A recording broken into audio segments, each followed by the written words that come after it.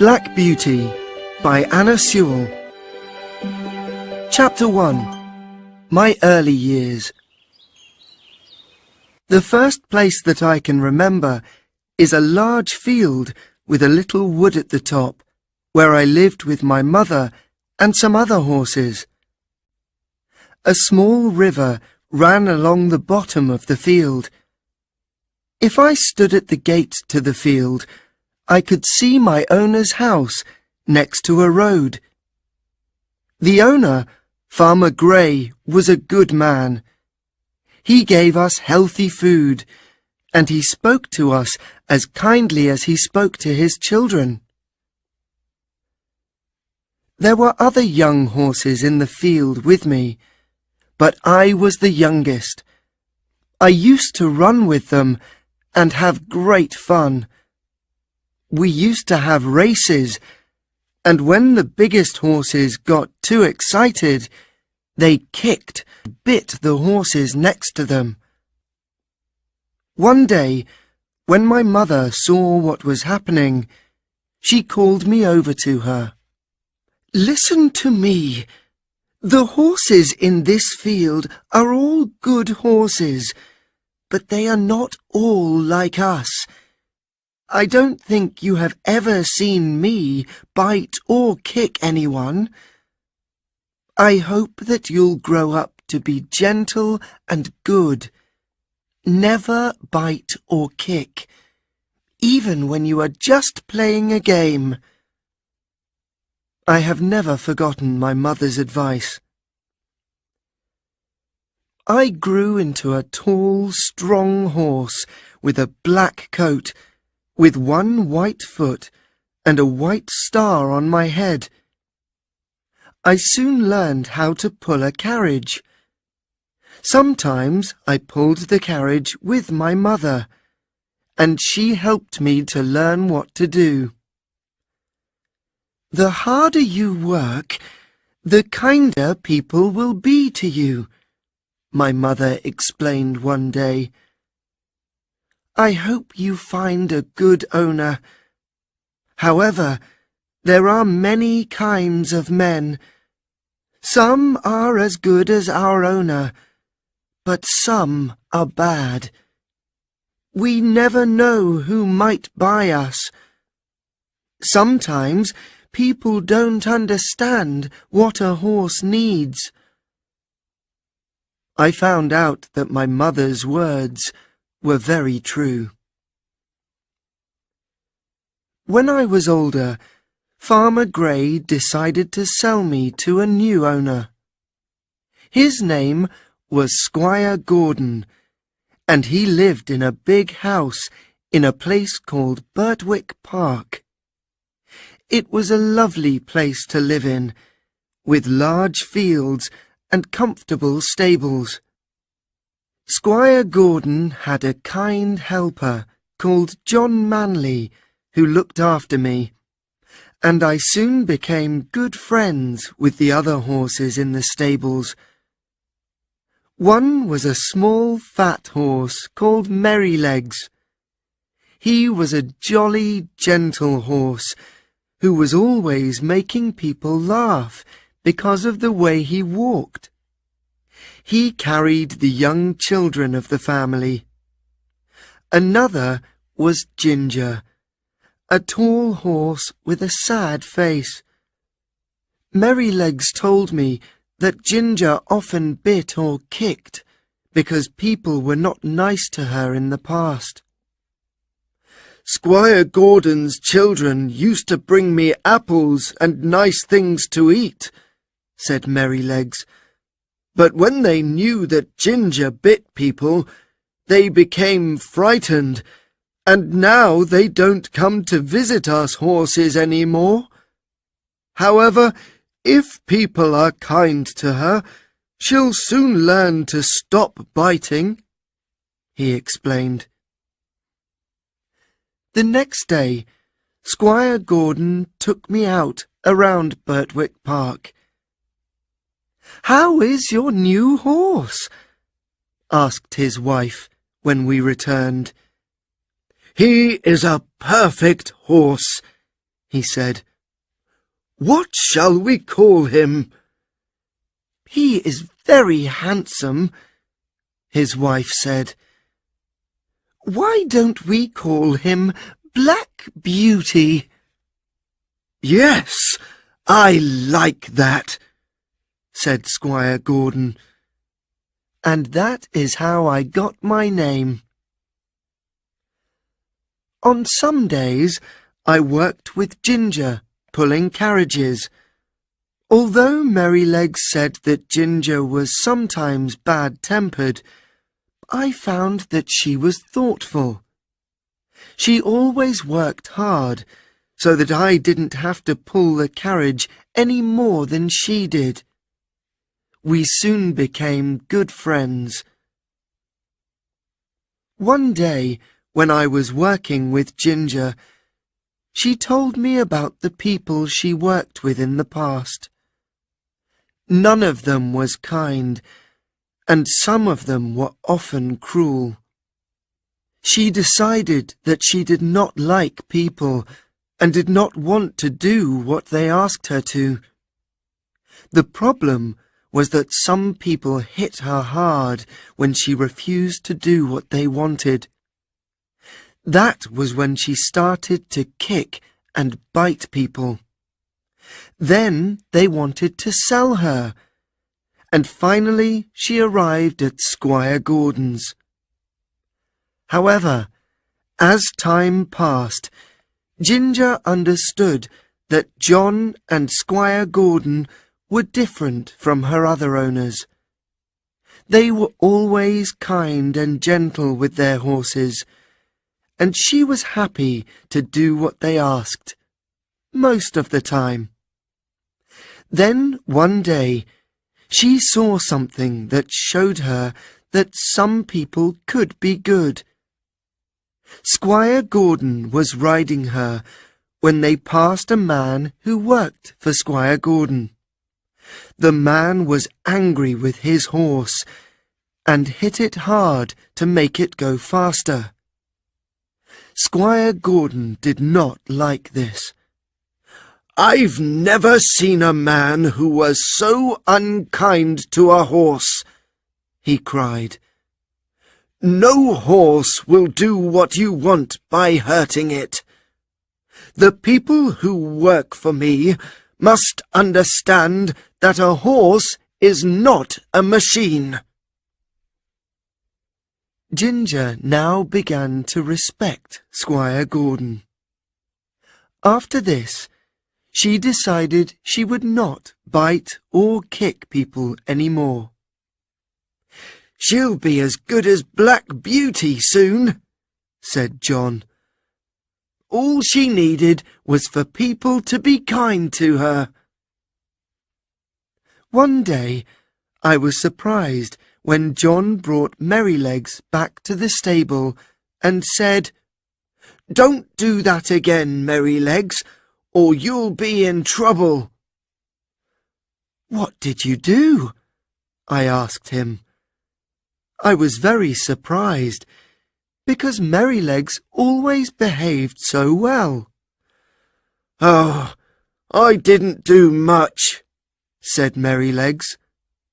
"I wanted to give the boys a lesson, so I threw them on the ground." "What?" I said, very surprised. "But you were always so careful with the children." "Of course I am," he said.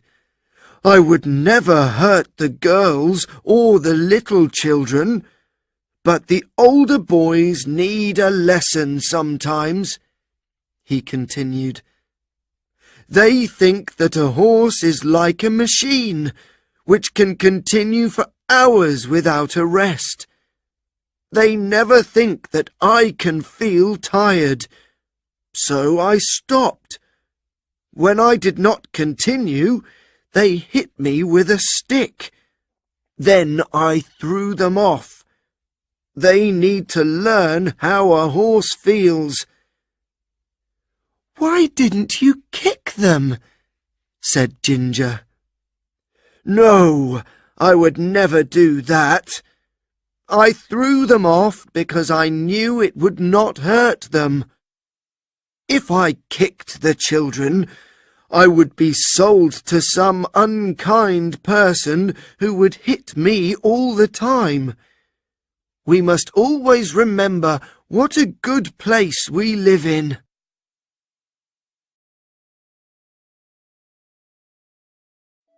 Chapter 2. Difficult Journeys. One morning, I was put into a small carriage to take Squire Gordon and John on a long journey for the squire's business. I liked pulling this carriage because it was very light and easy to pull. It was raining when we left, and it was also windy, with many leaves blowing across the road. On our journey, we crossed a bridge, and I saw that the water of the river was really high. Many of the fields that we passed were flooded, and sometimes I had to pull the carriage through water on the road. When we got to the town, I had a good rest, while Squire Gordon did his work. We started to go home late in the afternoon, and now there was a real storm. I heard the strong wind blowing through the big trees that we passed. "I will be happy when we are out of the wood," said Squire Gordon. And as soon as he said this, a big tree suddenly fell across the road in front of us with a loud crash. "That was close," said John. "What can we do?" asked Squire Gordon. "We can't go forward," said John. "I think that we'll have to go back home a different way." So we went back along a different road. It was longer, and when we got to the bridge, it was dark. We started crossing the bridge, but I felt that something was wrong, so I stopped. "Come on, Beauty," said Squire Gordon, who tried to make me cross the bridge. "There's something wrong," said John. "What's the matter, Beauty?" I knew that the bridge was not safe, but I could not tell him. Then we heard a man shout from the other side of the bridge. "Stop!" he called. "The bridge is broken in the middle. If you continue, you will fall into the river." "I see," John replied. "Thank you, sir." "And thank you, Black Beauty," called Squire Gordon. "You saved us." We had to take another road home, but the wind was less strong now. At last we saw the gates of Birtwick Park. I was very pleased to be home, and enjoyed my evening food because I was very tired. A few weeks later, Squire Gordon and his wife decided to visit some friends who lived about 60 kilometres from my home. They drove Ginger and me about 35 kilometres on the first day. We stopped often before we reached the town, where we would stay for the night at an inn. Ginger and I were fed and brushed. We were ready to go to sleep when another horse arrived. His young rider smoked a cigarette while his horse was brushed.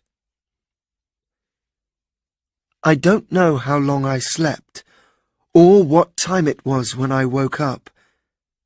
I felt uncomfortable, although I did not know why.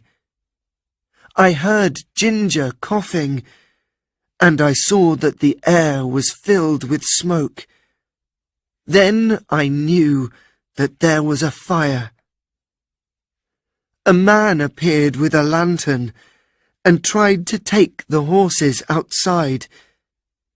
We could see that he was anxious, and this frightened us even more. None of us wanted to leave, although we knew we were in danger. What would happen to us? We did not want to go anywhere. Then John arrived. "Come on, my beautiful horses. Wake up, please. It's time to go." He spoke softly and was so gentle with me that I stopped feeling frightened. I slowly followed him out of the building and away from the fire. When I saw that I was safe, I called out for the other horses to leave. Ginger later told me that I had saved her. By now, the fire was bigger, and just as John led Ginger away from the fire, the building collapsed. Finally, some firefighters arrived to try to put out the fire. After many hours, the fire was no more. When we arrived at the house of Squire Gordon's friends the next evening, everyone was talking to John.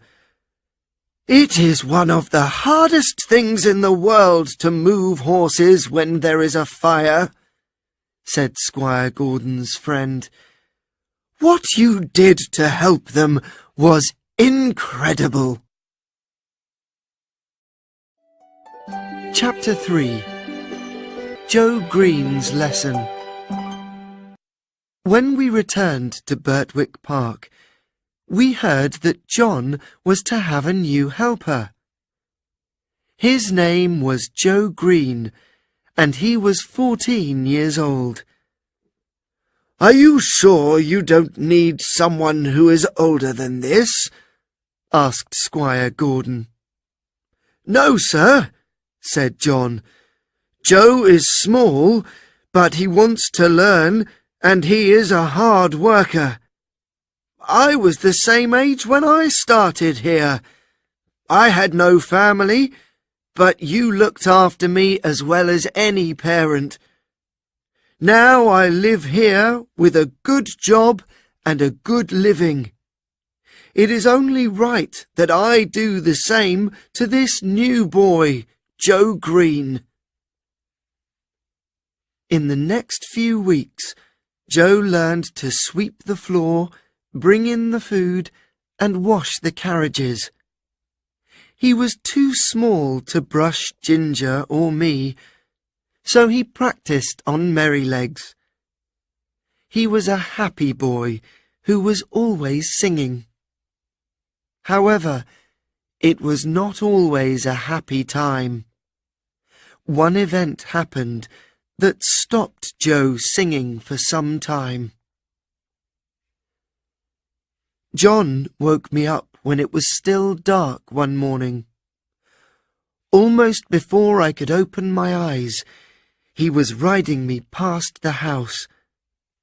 "Ride as fast as you can," called Squire Gordon, who was standing by the door with a lantern in his hand. "Take this note to Dr. White. My wife is very ill. When you find the doctor, Black Beauty can rest at the inn." "Yes, sir," cried John, and he rode me as quickly as he could through the village and out along the river. We went through another village, through a dark wood, up and down hills, until at last we came to the town. Everything was quiet and everyone was sleeping. Finally, we arrived at Dr. White's house. John knocked loudly on the doctor's door. "Mrs. Gordon is very ill. You must come now," said John, passing the doctor the note. "I will come at once, but I have a problem. My son has taken my horse, and I do not have another. Can I ride yours? He's very hot because he has run all the way here, but I think it's the only way to save Mrs. Gordon. I'll stay here, and you can ride Black Beauty." It is hard for me to describe the journey back. The doctor was heavier than John, and not such a good rider. I had almost no energy when we finally arrived back at Birtwick Park. The doctor ran into the house, and young Joe took me inside. All my hair was wet, and I felt so hot. Poor Joe was young, and he did not know what to do. A horse who has just run a long way needs to stay warm and drink warm water. It is a dangerous time for the horse, so someone should stay and watch him too. Joe did not do this. He did not put a warm blanket on me because I was hot, and then he gave me cold water to drink before he went away and left me alone in the stable. I began to feel very cold. All my body ached. I lay down and tried to sleep. When I woke up, John was at my side. It was difficult for me to breathe. He covered me with blankets and gave me some hot water. He then stayed with me night and day. Squire Gordon also came to see me. "Poor Black Beauty! You saved my wife's life, and now you are as ill as she was." Although I was ill, I was happy to hear that she was well again. Young Joe Green was very unhappy. He knew that I was ill because he did the wrong things that night. Luckily, I became well again in a few days, but I knew that John was angry with Joe. A few weeks later, Joe took me out to take a message to a neighbour. On the way home, we passed a carriage that was full of heavy metal bars. It was taking them to a nearby factory. The wheels of the carriage could not move because the carriage was so heavy and there was thick mud on the road. 2 horses were trying to pull the carriage, but they could not. The driver was hitting them hard with a whip. "Stop, please," said Joe. "The wheels will not move in this mud." "Be quiet," said the driver rudely. "I can help you take some of the metal from the carriage, then it will move," said Joe. "Go away," said the driver. "I know what I'm doing." He continued to hit the horses. Joe quickly rode me to the factory and found the manager. Joe told him what the man was doing. "Thank you, Joe," said the manager. "I'll deal with the man. Will you tell the police what you saw?" "Yes, I will," said Joe. The manager went to find the carriage with the metal, and Joe went home. He told John what happened. "You did the right thing," said John. We heard later that the police asked Joe about what he had seen. Joe explained very well, and when the police saw the poor horses, they sent the driver to prison for 2 or 3 months. It was wonderful to see the change that came over Joe. He learned from his mistakes to become a very good worker. John was now very pleased with him. "You look taller than you did last week," said John. Soon Joe was singing happily again every day. Unfortunately, Mrs. Gordon became ill again in the years that followed. The doctor said that she should live in a warmer climate. We heard that Squire and Mrs. Gordon were going to leave England. Everybody was very sad.